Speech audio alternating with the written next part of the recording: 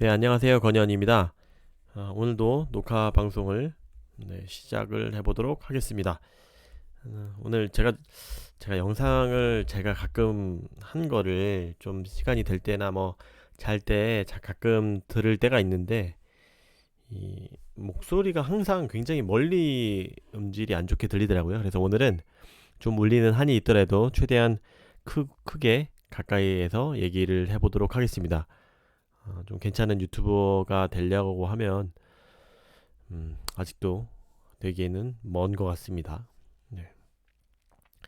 일단은 오늘 시장이 오늘은 뭐 코스피 코스닥 자세하게 그 지표를 보진 못했지만 약간 코스피가 조금씩 뭐 그렇게 좋지는 않았던 것 같습니다. 뭐 코스닥은 조금 올랐고 코스닥은 조금 내린 것 같고, 그래도 오늘 배터리의 제일 중요한 양극재 같은 경우는 좀 괜찮았던 것 같은데, 한번 뒤에 제가 캡처한 것도 있으니까 같이 한번 보시면서 말씀드릴 수 있도록 하겠습니다.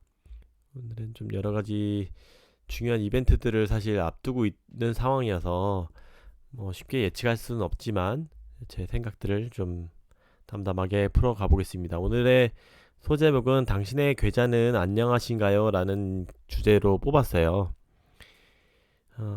굉장히 요즘 전체 매크로 장세는 좋지 않지만 저희는 좀 괜찮을 것 같아서 뭐 이런 주제를 뽑아봤고요.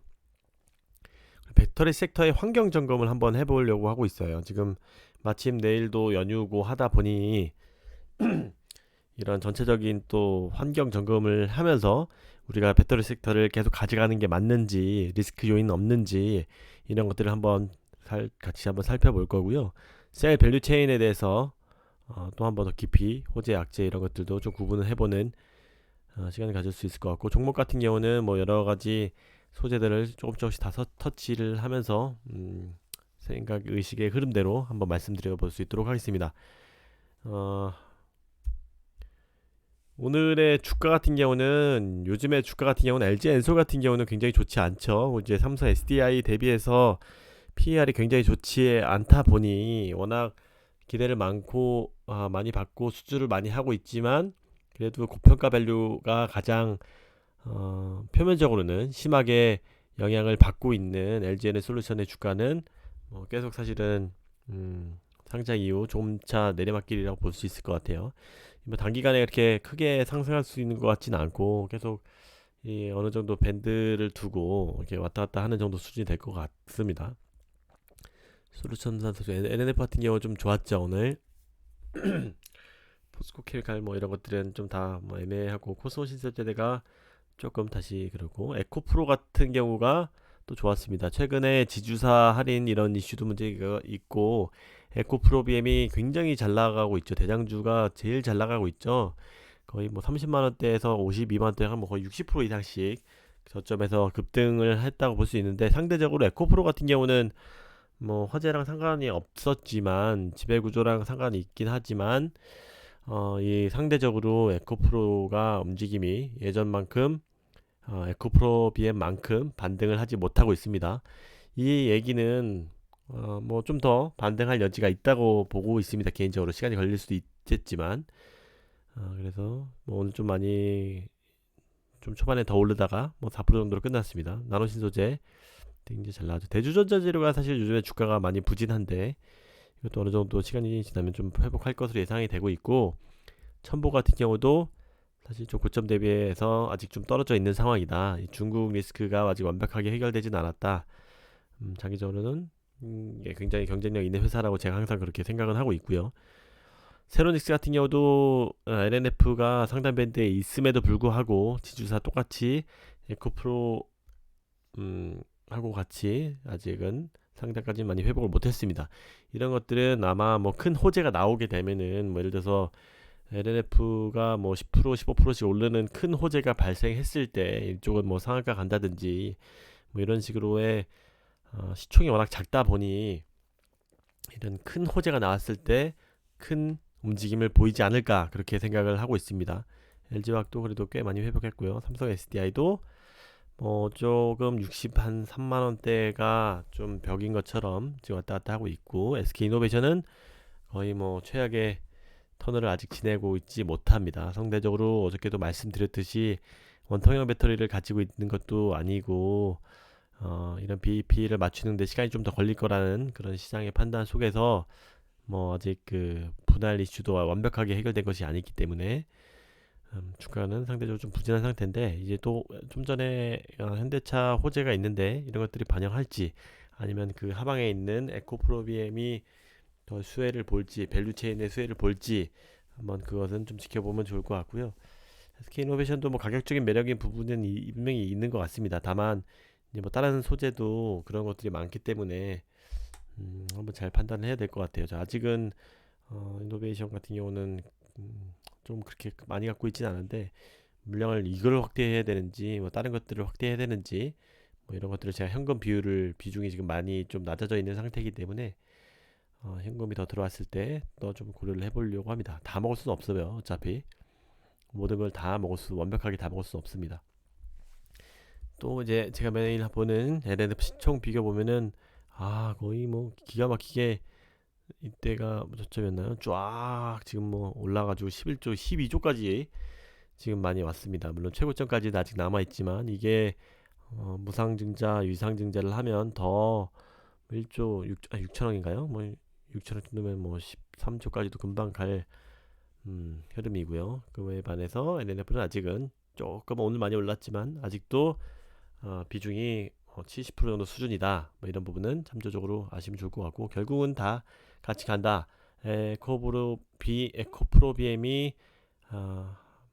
이 섹터, 제가 만약에 저는 에코프로비엠을 가지고 있지만, 물론 LNF의 비중이 더 높지만 에코프로비엠이 간다는 것을 부러워하지 않으셨으면 좋겠어요. 이거 어차피 대장주가 가야지 전체적으로 다 같이 가는 거기 때문에 어느 정도 LNF의 상단 밴드까지 왔었음에도 불구하고 이 못 갔던 부분은 에코프로비엠이 더, 이게 항상 비교를 그 기관 투자자들도 할 수밖에 없단 말이에요. 다 모든 투자자들이.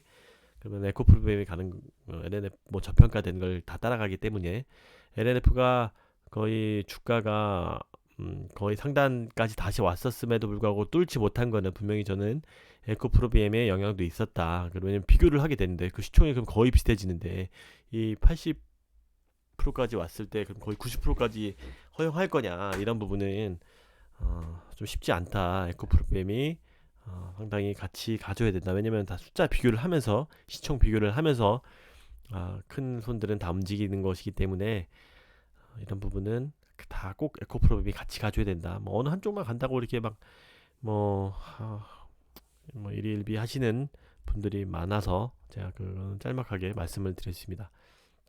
그래서 요즘에는 에코프로비엠 덕분에 그래서 다들 그래도 이 어려운 상황에서 좋을 거라고 생각이 돼요. 그래서 저도 개인적으로 이 플러스 18억 이 투자자라고 해서 거의 20억 가까이 배터리 섹터에 투자를 하고 있는 상황이지만, 뭐 또 조금 수익이 좋아서 또 아이디를 1억 더 변경해야 되나 이런 생각도 들지만, 오늘 밤에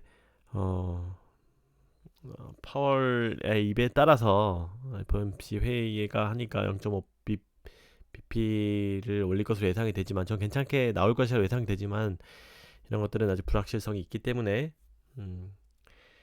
뭐 그 이후에 뭐 이번 주나 다음 주 정도에 뭐 아이디를 변경할 수 있었으면 좋겠습니다.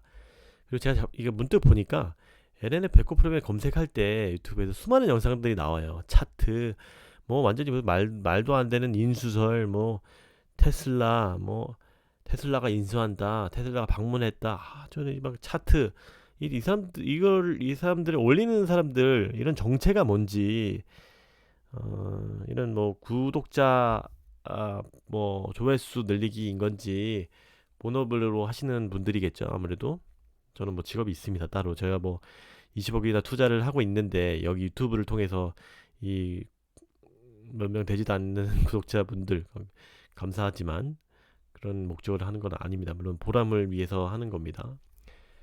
정체가 뭔지, 차트가 좋았는데 차트 믿는 분들은 차트 투자는 저는 이제 굉장히 보조 지표 정도로만 활용을 한다라고 말씀을 드렸고, 차트 투자자들분들께 하고 싶은 부분은, 이거 내가 차트가 너무 좋은데, 여기가 이제 더 오를 차트인데 갑자기 미국에 뭐 이런 대형 이슈나 이런 매크로가 흔들릴 때 그거는 뭐 어떻게 설명할 거냐 이런 얘기들을 또 하고 싶어요. 사실 특히 뭐 일반적인 장세라고 하면 좀 더 맞을 수 있겠지만 이렇게 매크로가 크게 흔들릴 때는 더더욱 맞지 않는다. 이 차트 투자자들이 그 분들이 돈을 다 많이 실제 버셨는지 그것이 항상 저는 의문입니다. 이거를 사실 또 보고 저는 이제 보고 투자 이거를 이런 사람들을 보고 투자하시는 분들도 어떤 사람일까 굉장히 의문이 듭니다. 이 제 구독자 여러분들은 이런 분들이 꼭 안 없었으면 좋겠어요.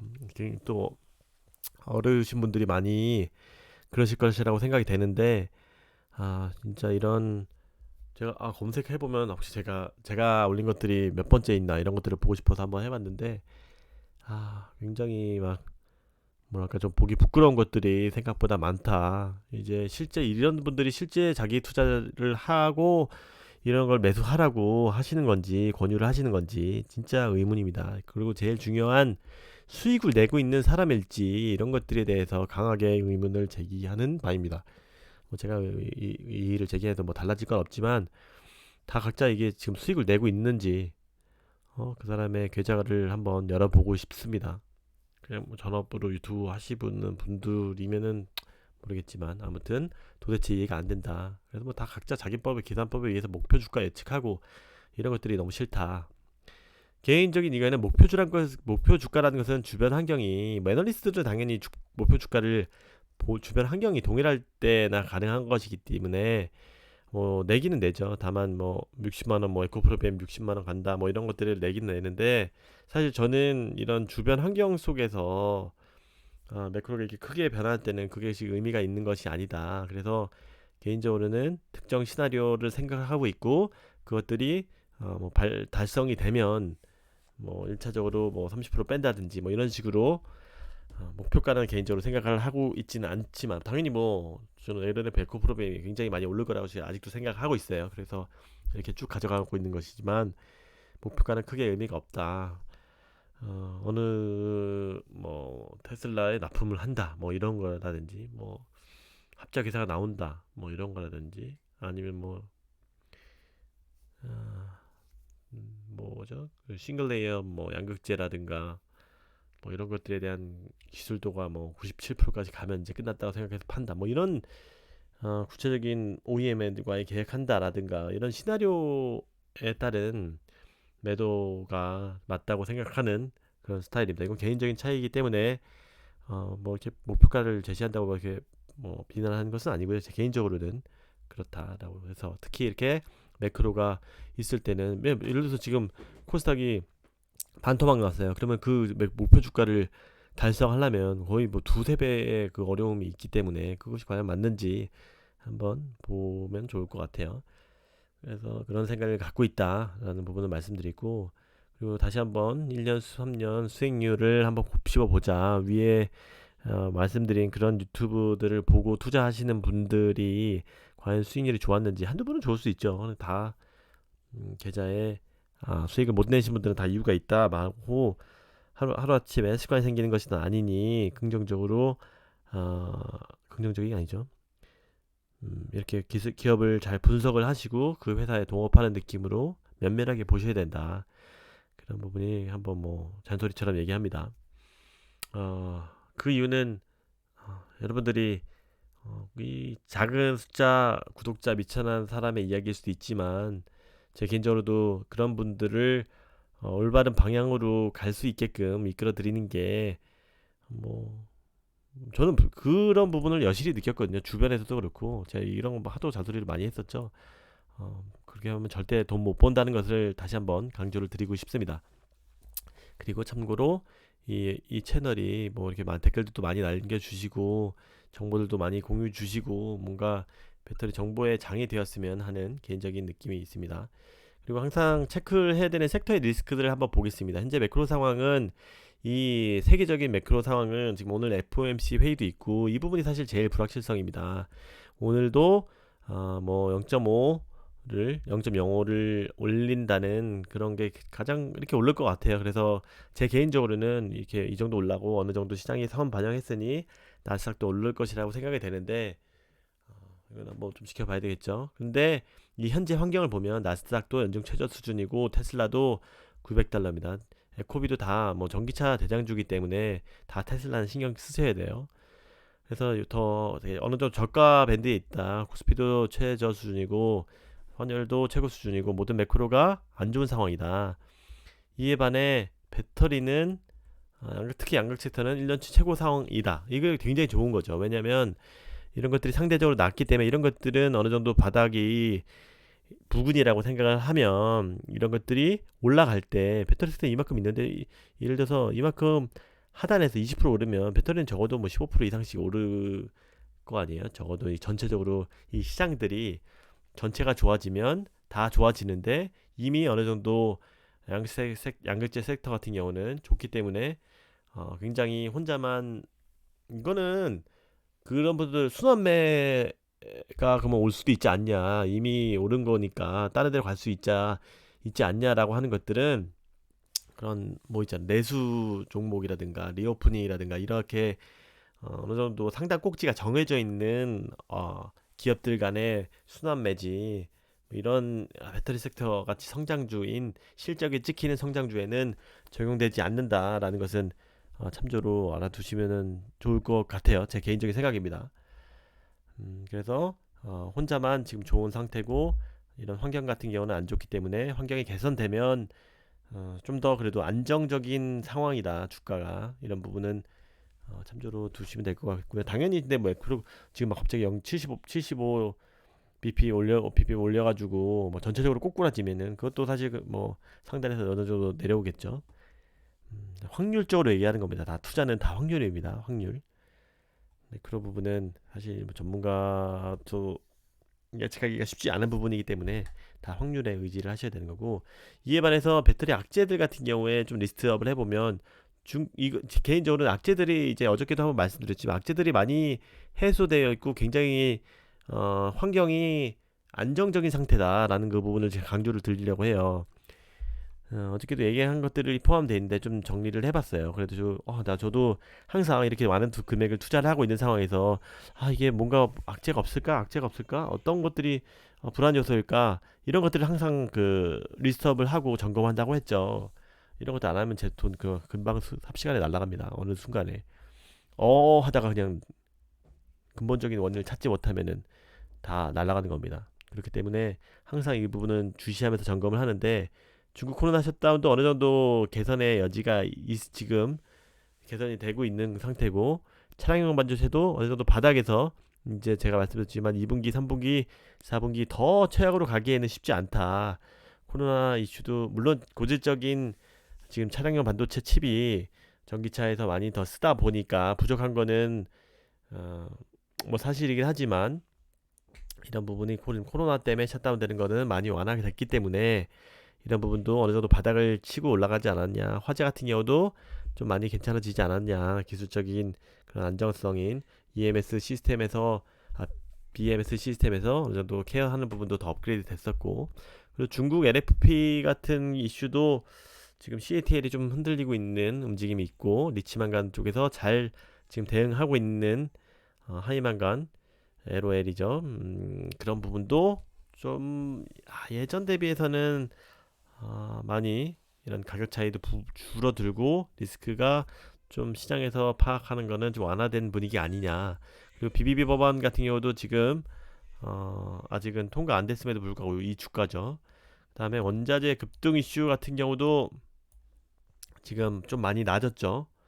그다음에 또 어떤 것도 있을까? 뭐 중국 보조금 뭐 이런 거는 뭐 해줘도 됩니다. 뭐 크게 상관 아니고, 유럽 신생 배터리 회사들도 노스포트, ACC 이런 것들이 지금 많이 요즘 조용하죠. 이게 아마 원자재 급등 이슈 같은 경우에는 이렇게 그 원가, 얘네들은 다 이렇게 밸류 체인들을 막 만든 것들이 아니기 때문에 수직 계열화를 해 놓지 못했기 때문에 얘네들이 뭐 광산 해놓고 그런 것들이 아니죠. 그래서 우리나라 같이 역사적인 오랫동안 준비해 왔던 업체들은 이런 것들도 다 수직 계열화가 잘 돼 있지만 이런 부분에 있어서 신생 배터리 회사들은 가격 경쟁력이 분명히 떨어지기 때문에 수주 같은 부분들이 24년, 25년들이 보통 많이 지금 25년, 26년 이렇게까지 되고 있는데, 이런 부분에서 많이 상대적으로 못하고 있기 때문에 좀 조용하다. 그래서 제가 봤을 때 아직은 뭐 큰 악재들이 없지 않은가, 지금 요즘에는 이런 환경적인 부분이 악재가 없기 때문에 좀 어느 정도 상단 밴드에 와가 있지 않나 이렇게 생각이 듭니다. 이런 악재들은 혹시 있으시면은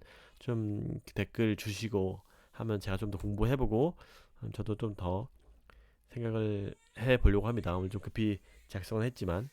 그리고 또 그 다음으로는 어디가 더 갈 거냐, SK 밸류체인이냐, LG냐, 삼성이냐, 뭐 이런 것들을 볼 수 있을 것 같고, 뭐 파우치형에 따라서 요즘에 이익률에 굉장히 영향이 있죠.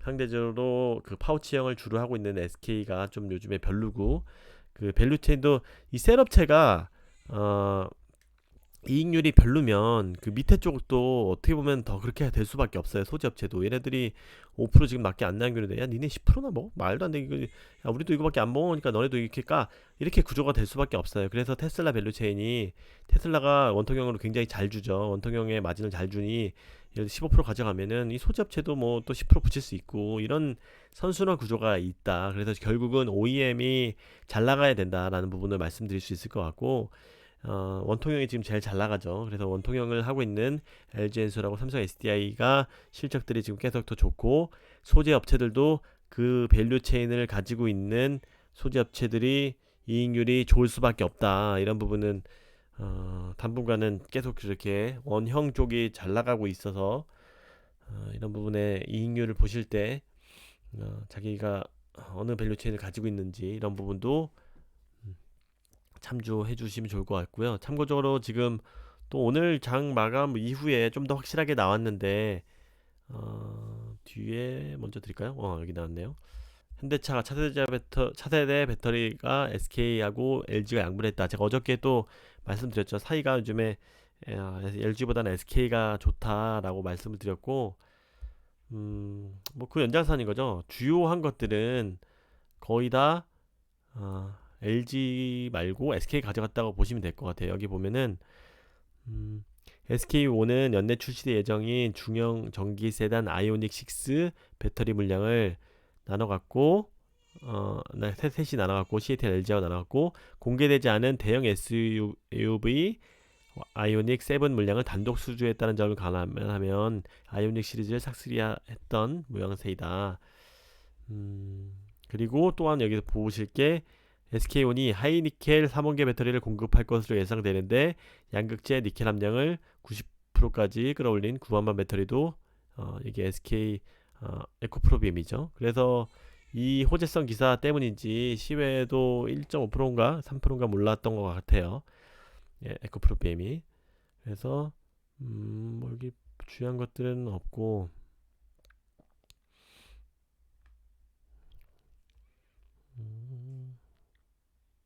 그래서 여기 보면은 LG 에너지선도 가져가고는 있지만 이런 GM과 이런 상황에 의해서 조금 사이가 좀 떨어진 것은 뭐 사실이다. 뭐 이런 부분도 기사에 나와 있습니다. 그래서 보시면 아이오닉 5 파속 모델도 SK1이고, 지금 이번에 나올 아이오닉 6 같은 경우는 다행인지 SK 우리 CATL도 가져갔지만 SK1 에너지 솔루션에서 같이 가져갑니다만 SK온에서 아이오닉 7도 가져간다. 그리고 지금 잘 나가고 있는 EV 그 기아차 거도 지금 제네시스 GV70도 SK1이 가져간다.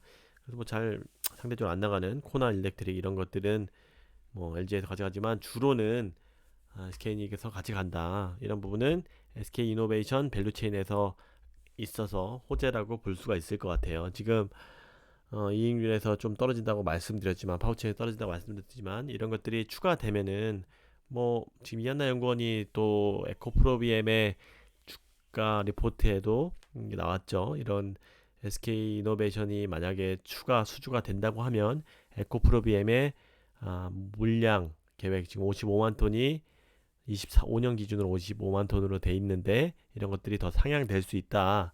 이렇게 리포트에 올렸듯이 이렇게 이노베이션 밸류체인은 또 좋은 호재를 맞았습니다. 전체적으로 우리나라 뭐 좋죠.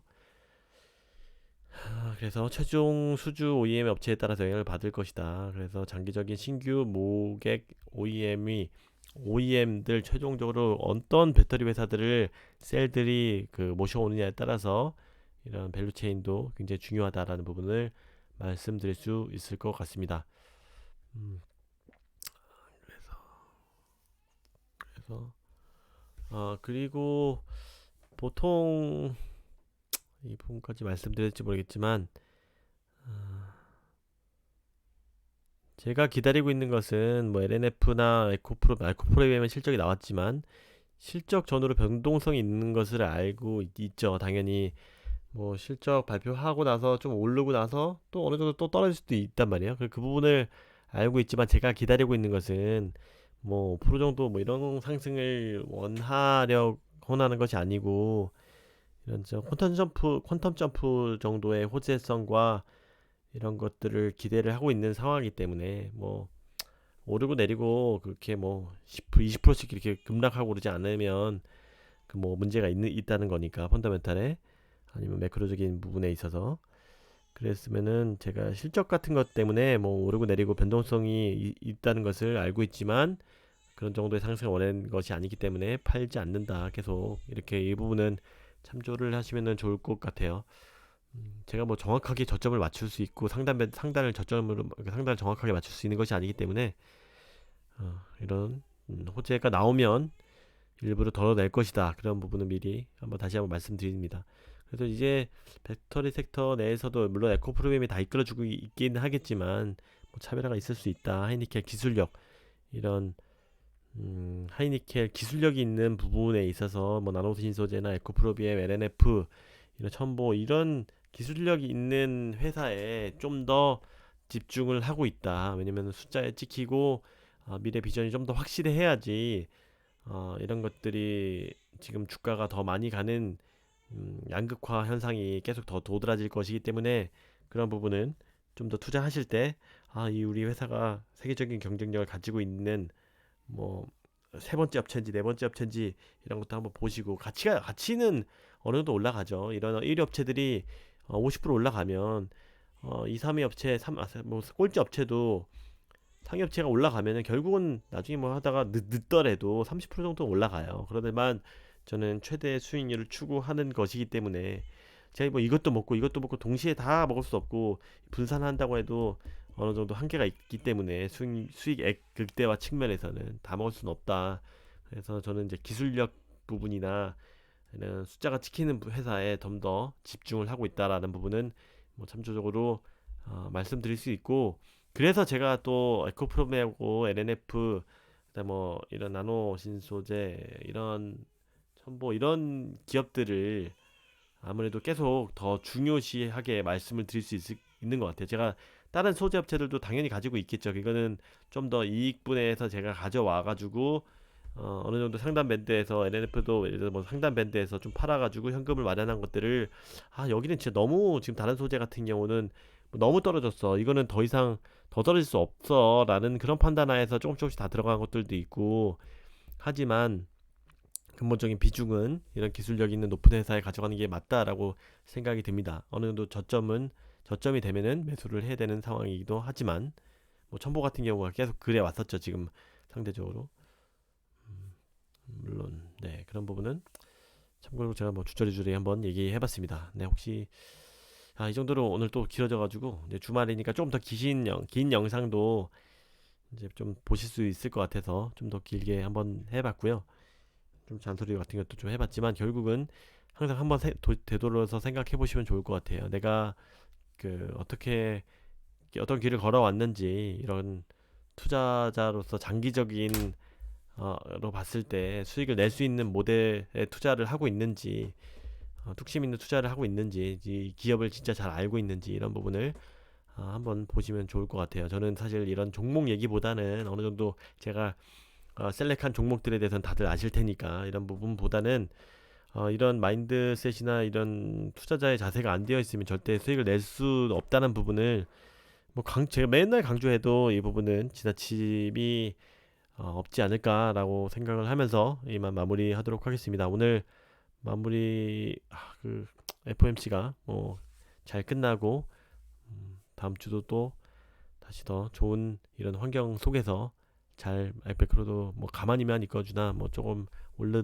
올리는 현상이 나왔으면은 좋을 것 같습니다. 못하면 그냥 매크로는 0%나 나스닥 계속 0%에서 그냥 그냥 현상 유지만 했으면 좋겠어요. 그러면 배터리 섹터가 알아서 올라갈 테니까 실적에 받쳐주니까. 네, 이상 마무리하도록 하겠습니다. 주말 연휴 잘 쉬십시오. 제 것도 많이 사랑해 주시고 아직 구독자가 너무 부족해서 안타깝지만 그래도 시간이 날 때 제 보람 몇 분이라도 이렇게 좋은 투자자의 자세가 정착이 되는 순간까지 열심히 해보도록 하겠습니다. 감사합니다.